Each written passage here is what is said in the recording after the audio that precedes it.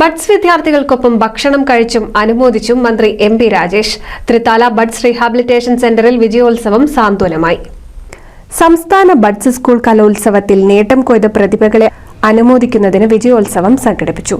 Thrithala rehabilitation സെന്ററിൽ നടന്ന വിജയോത്സവ ഉദ്ഘാടനത്തിനെത്തിയ മന്ത്രി എം.പി. രാജേഷ് വിദ്യാർത്ഥികൾക്കൊപ്പം ഭക്ഷണവും കഴിച്ചാണ് മടങ്ങിയത്.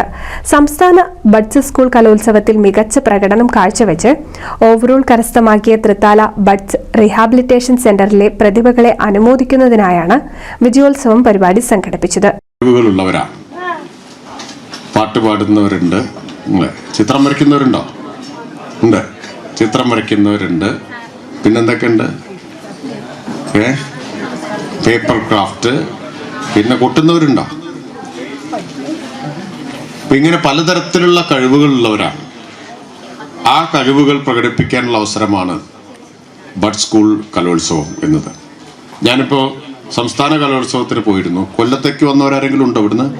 എന്താ എത്ര ആളുണ്ടോ? ഒന്ന് കൈവന്തിക്കൂ. എല്ലാരും വന്നോ? ഗംഭീരായി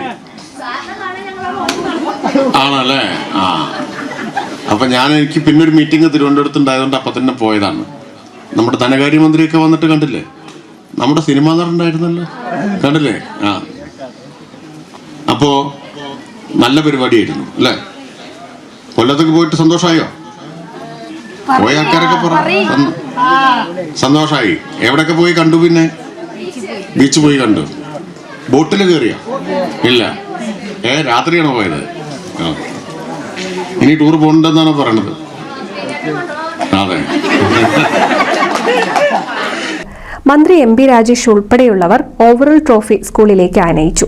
തുടർന്ന് വിദ്യാർത്ഥികൾക്കൊപ്പം ഭക്ഷണം കഴിച്ച ശേഷം വിജയോത്സവത്തിൽ മന്ത്രി എം.പി. രാജേഷ് പ്രതിഭകളെയും അധ്യാപകരെയും അനുമോദിച്ചു.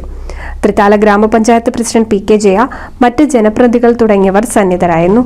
NCV news, Thrithala.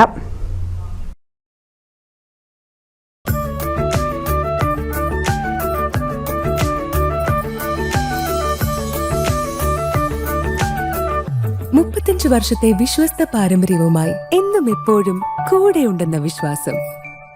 Basit wedding mall, Basith arcade, Poongottukulam, Tirur.